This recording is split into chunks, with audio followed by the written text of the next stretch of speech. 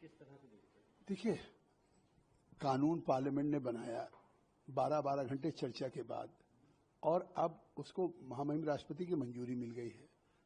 अब वक्फ कानून law of the land हो गया है, लेकिन उसके इंटरप्रिटेशन करने का अधिकार माननीय सर्वोच्च न्यायालय को हो।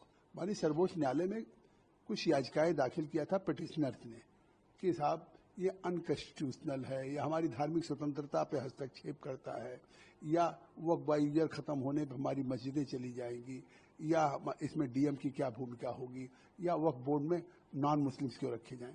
ये इशू ज्वाइंट पार्लियामेंट्री कमेटी ने ही एड्रेस कर दिया, क्योंकि वक्फ बोर्ड कोई रिलीजियस बॉडी नहीं है। वक्फ बोर्ड किसी राज्य में वक्फ की प्रॉपर्टी की देखरेख करने वाली वक्फ एक्ट के अंतर्गत बनाई हुई एक बॉडी है, जिसमें और इसका फैसला यूनियन ऑफ इंडिया वर्सेज वाकिफ मुस्लिम्स ऑफ राजस्थान में हो चुका है कि ये स्टैच्यूटरी बॉडी है, रिलीजन बॉडी नहीं है, चाहे ये वक्फ की प्रॉपर्टी की देखरेख करता हो। 2010 में सुप्रीम कोर्ट का फैसला हो चुका है। दिल्ली वर्सेज शाह मोहम्मद में हो चुका है। तमिलनाडु वर्सेज वक्फ बोर्ड में हो चुका है। कर्नाटका वक्फ बोर्ड वर्सेज नजीर अहमद में हो चुका है। जब जब ये गए कि साहब वक्फ बोर्ड में हस्तक्षेप, रिलीजियस में हस्तक्षेप है, आज तक एक भी फैसला जो हुए हैं, चाहे सुप्रीम कोर्ट्स के हुए, हाई कोर्ट्स के हुए, वो सभी फैसला है कि नहीं, ये रिलीजियस बॉडी नहीं है, ये एग्जीक्यूटिव बॉडी है, स्टैच्यूटरी बॉडी है, जो एक तरह से रख रखाव करती है। तो ये सेटल हो चुका है।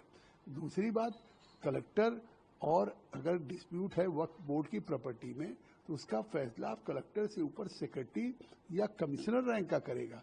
फिर वही सवाल अगर पिटिशनर की तरफ से सिब्बल या अभिषेक मनी सिंह भी उठा रहे हैं, वक्फ बाय यूजर में हमने रिट्रोस्पेक्टिव खत्म किया है, अमेंडमेंट में केवल प्रोस्पेक्टिव है।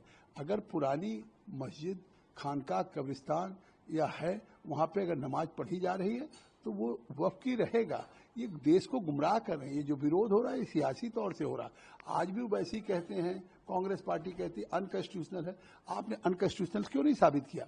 आखिर सुप्रीम कोर्ट के सामने केवल इन बिंदुओं को उठाया, बाहर कहेंगे अनकॉन्स्टिट्यूशनल है, हमारी धार्मिक स्वतंत्रता को हस्तक्षेप है। इसीलिए सुप्रीम कोर्ट ने सुना, कोई रोक नहीं लगाई, कोई इस कानून को उन्होंने नहीं रोका। बस केवल एक सरकार को उनके जवाब को सुनने के लिए 7 दिन का समय दिया है, और 73 पिटीशन हुई हैं। तो उसमें दोनों पक्षों को कहा है, चाहे वक्फ के फेवर में, चाहे वक्फ संशोधन